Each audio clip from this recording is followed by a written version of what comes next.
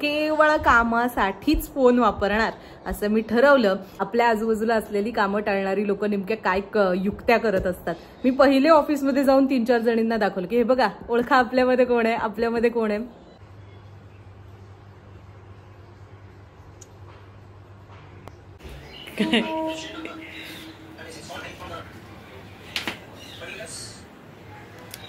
Hello, नवीन व्लॉगमध्ये तुम्हा सगळ्यांचं खूप खूप स्वागत. आज अनेक दिवसांनी मी असा छान फ्रंट कॅमेरा सुरू करून इंट्रो देतेय. याचं कारण म्हणजे आमचं वर्क फ्रॉम होम बंद होऊन वर्क फ्रॉम ऑफिस सुरू झालेलं आहे, त्यामुळे असा फार निवांत वेळ मिळत नाही. पण आज सुट्टी आहे. आज आहे गुरुवार, आय गेस 20 मार्च. येस, गुरुवार 20 मार्चला मी हा ब्लॉग बनवतेय आणि लगेचच तुमच्यासमोर उद्याच्या उद्या आणणार आहे, म्हणजे तुम्ही जेव्हा बघताय तेव्हा ऑफकोर्स. आणि आजचं ब्लॉग बनवण्याचं निमित्त वगैरे मी तुम्हाला आत्ता सांगत नाही. मी पूर्ण ब्लॉगमध्ये जे जे घडेल ते तुमच्याबरोबर दाखवेन. पण एक हायलाईट सांगायची तर मी आज मठात जाणार आहे. आम्हाला फिरायला जायचंय 2 दिवसांनी, त्याची तयारी असणार आहे, रेसिपी दाखवणार आहे आणि मी नवीन एका गोष्टीमध्ये जी अपग्रेड झालेली आहे त्या गोष्टीची तुम्हाला थोडक्यात माहिती देणार आहे. आणखीन एक पुस्तकाचा छोटूसा रिव्ह्यू मी तुमच्याबरोबर शेअर करणार आहे. त्यामुळे हे सगळं बघा, नक्की बघा. गो. तर म्हटलं आपल्याला सुट्टी आहे तर सेल्फ केअर डेनेच आपल्या दिवसाची रंगत आणखीन वाढवूया. काही सेल्फ केअर म्हणजे फार मोठं केलं नव्हतं. बेसन पिठामध्ये आमची घरगुती हळद आणि दूध टाकून एक छान पेस्ट केली आणि हा जो पॅक होता ना तो मी फक्त चेहऱ्याला, हातापायाला वगैरे लावला. यामुळे असं म्हणतात की डिटॅन होतं किंवा अनेकदा सॉफ्ट होते स्किन. शिवाय मग म्हटलं हेअर केअर पण करूया. आमच्या घरातच खिडकीमध्ये जी कुंडी आहे त्यात कोरफड लावली आणि ती छान वाढली आहे. त्यातलंच थोडंसं कोरफडीचं गर काढून केसाला लावला. बरं, आमच्या कुंडींमध्येच एक छान अबोलीचं रोप होतं आणि अबोलीला किती सुंदर फुलं आली आहेत बघा. ह्या एका कारणासाठी आणि आंब्यासाठी, अर्थात मला उन्हाळ्याचा सीझन पण फार आवडतो. हे सगळं छान चालू होतं. बाजूला आमचा टॉम झोपा काढत होता. उन्हाळ्यामध्ये, थंडीमध्ये, पावसामध्ये तो झोपाच काढतो. त्याच्यानंतर म्हटलं हा पॅक आपण जरा लावून घेऊया. हातामध्ये काय नवीन ते तुम्हाला सांगणार आहे पुढे मी. हा पॅक असा ह्या कन्सिस्टन्सीचा बनवला होता. ॲक्च्युली तो जास्तच झाला होता. अगदी थोडं पीठ घेतलं ना तरी पुरतं, कारण ते कसं आपण चेहऱ्याला अगदी बटबटीत लावत नाही ना, तरी मी बऱ्यापैकी लावलं होतं. केसाला मी तुम्हाला म्हटलं तसं कोरफडीचा गर तर लावलाच, पण तो कमी पडतो की काय म्हणून हे पॅरेशूटचं हॉट ऑइल जे आहे ना ते पण मी आणलं होतं, ते लावलं. आणि हे मम्मीने मागवलं होतं मागे, रोजमेरी वॉटर. आणि आता आम्ही फायनली कपडे काय घालायचे गावाला हे ठरवायचा प्रयत्न करतोय. ह्या सगळ्या साड्यांचं कलेक्शन, ॲक्च्युली ही वाली पिशवी फाटली आहे, ती जरा बदलून घ्यायची आहे. आणि ही ठीक आहे, बघूया. ॲक्च्युली आहेत तर ऑप्शन बऱ्यापैकी, तुम्हाला दाखवते थांबा. ॲक्च्युली ह्या 2 आत्ता आम्ही नवीन घेतलेल्या आहेत. ही तुम्ही बघितली असेल, मी ऑफिसच्या फोटोजमध्ये वापरली आहे. आणि ही जी आहे ही खूपच फॅन्सी होऊन जाईल. हा एक ऑप्शन आम्ही मम्मीसाठी म्हणतोय, पण लेट्स सी. किंवा आणखीन एक ऑप्शन मम्मी जो म्हणत होती तो म्हणजे ही आम्ही दिवाळीला नेसलेली चंद्रकला लाल साडी, अशी मध्ये पॅटर्न आलेला, तशी ही आहे. हीच नेसणार आहेस का? हो. ही तुझी की मी ही साडी मी नेसू का ही नेसू का? मम्मीशी तर ती वाली ठरलेली, पण मी ही नेसू का ही नेसू?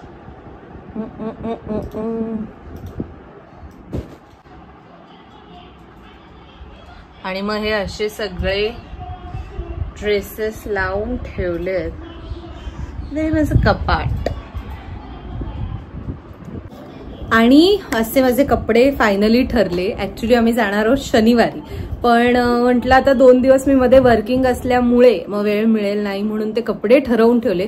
बाकी आता बॅग वगैरे पप्पा भरतील. तुम्ही बघू शकता मगाशी तेल, रोजमेरी ऑइल, वॉटर आणि ॲलोवेरा जेल असं सगळं लावलं. ॲलोवेरा जेल म्हणजे तो कोरफडीचा गर लावलाय, आमच्या जी खिडकीत आहे कोरफड तिचा. आणि आता फायनली ते बेसनचं वगैरे लावलेलं ते धुतलं. तुम्हाला आता इथे किती विजिबल फरक दिसतोय मला माहित नाही, पण स्किन सॉफ्ट होते त्याच्याने असं मला जाणवतंय. प्रत्येकाचा वेगवेगळा त्याचा इफेक्ट दिसू शकतो.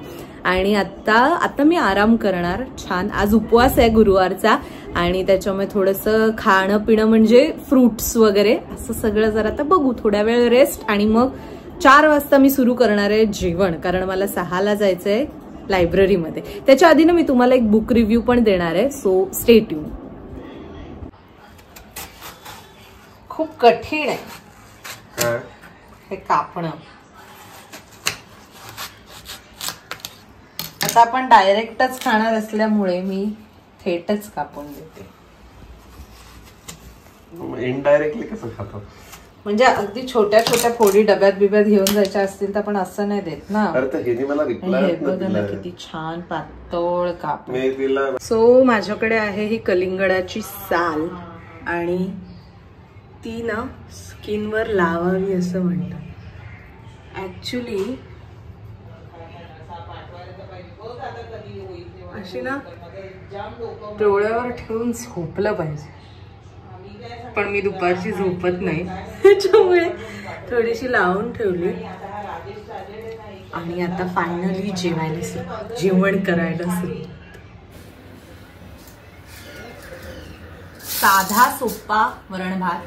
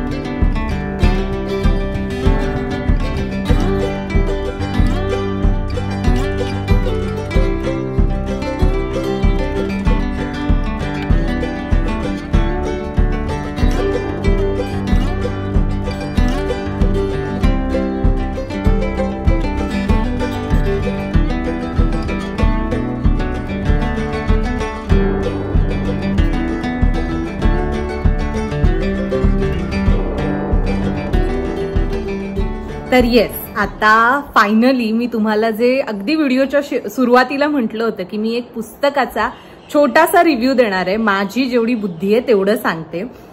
मी खरं तर काय झालं, मी नवीन फोन घेतलाय. म्हणजे येस, अपग्रेडचं पण सांगणार होते, तेही हाच मुद्दा. मी घेतलेला आहे आयफोन 15 आणि मागचा जो माझा फोन होता आयफोन 13 तो ना माझ्याकडून खूप वापरला गेला. म्हणजे इतका वापर, सततचा वापर, त्याच्यामुळे त्याच्या थोडा बॅटरी हेल्थवरही परिणाम झाला आणि ऑफकोर्स जास्त वेळ फोन बघत बसू नये असं म्हणतात. पण माझं कामही फोनशी संबंधित असल्यामुळे वगैरे वगैरे ज्या काही कारणांनी. सो मुद्दा असा की हा नवीन फोन घेतल्यावरती केवळ कामासाठीच फोन वापरणार असं मी ठरवलं. आणि जी काही मनोरंजन, करमणूक वगैरे जे करून घ्यायचंय ते मी आयदर टीव्ही वगैरे बघेन, कामात तर माझा अर्ध्यापेक्षा जास्त वेळ जातो, अन्यथा पुस्तकं वाचायची असं मी ठरवलं. आणि दरवेळी मी हे ठरवते तेव्हा मी फॉलो काही करत नाही. म्हणजे त्याच्याकडून पुस्तकं घ्या आणि त्यात मग ते वाचली तर वाचली, नाही तर नाही, म्हणून मी ते टाळत होते. पण मी आता थेट जाऊन डोंबिवलीमध्ये जे गणेश मंदिर संस्थांचं लायब्ररी आहे, जे वाचनालय आहे, तिकडे जाऊन मी थेट नोंदणी करून टाकली. अगदी काय म्हणत कमी पैसे, म्हणजे 500 रुपये वगैरे डिपॉझिट त्यांनी माझ्याकडून घेतले आणि महिन्याची 20 रुपये फी आहे. फक्त नियम असा की तुम्ही जी तारीख दिली असेल त्या तारखेनुसार, म्हणजे त्यांनी जे सांगितले त्यानुसार 15 दिवसांनी पुस्तक रिटर्न करायचं. जर नाही केलं तर तुम्हाला प्रत्येक दिवसाचे ऍडिशनल चार्जेस बरोबर, तेही 2च रुपये आहेत.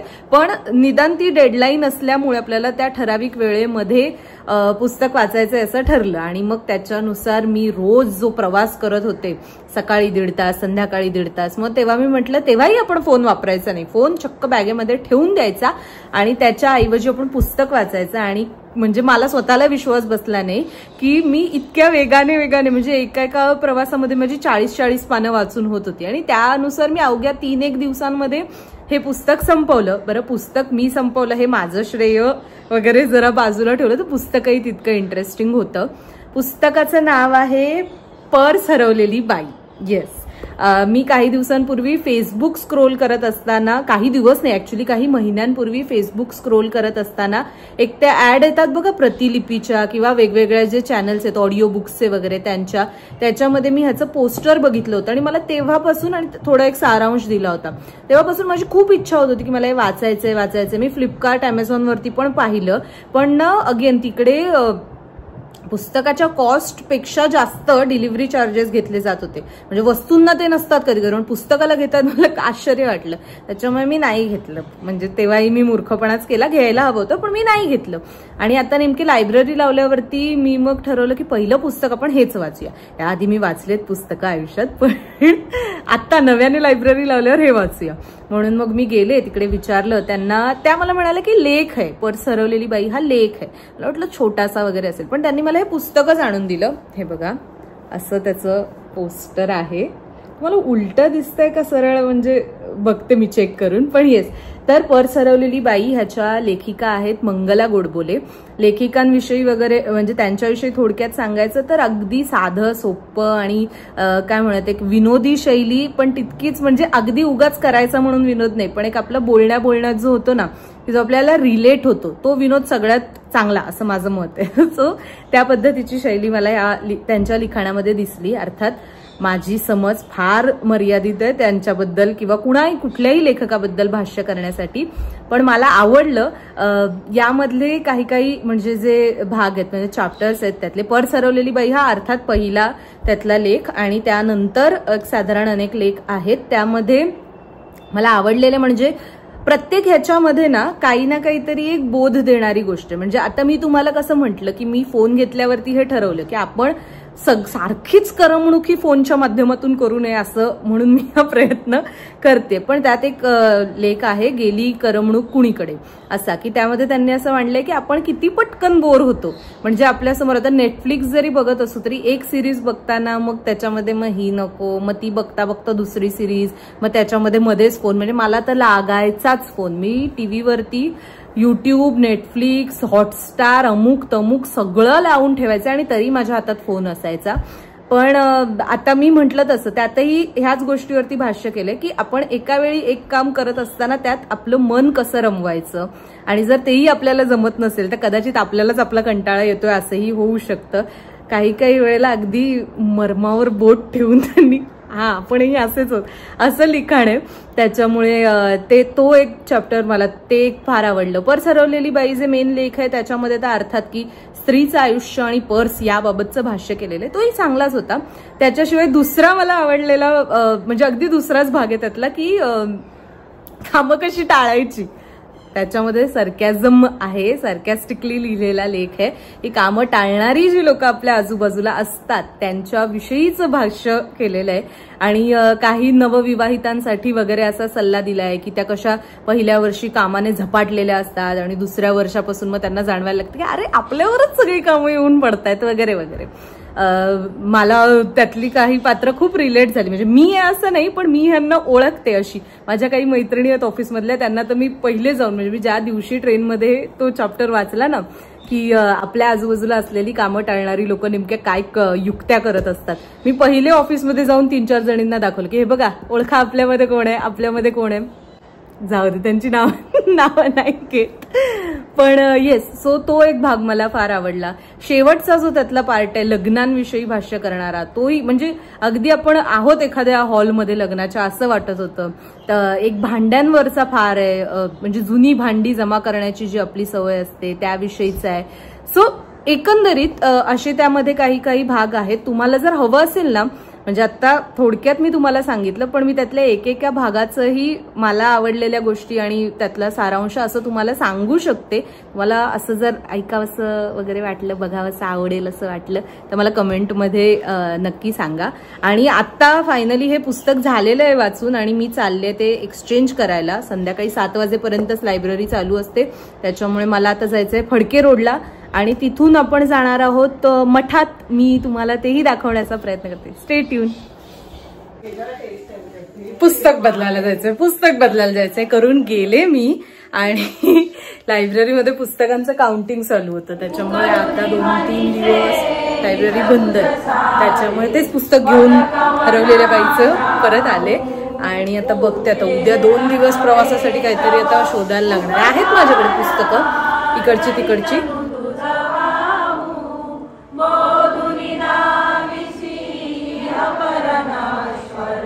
मनी उठला पाहू सद्गुरुनाथा हात जोडितो अंत नको पाहू उकलुनी मनीचे हित तुझ सारे वद कवणा दाऊ कोण कुटील मी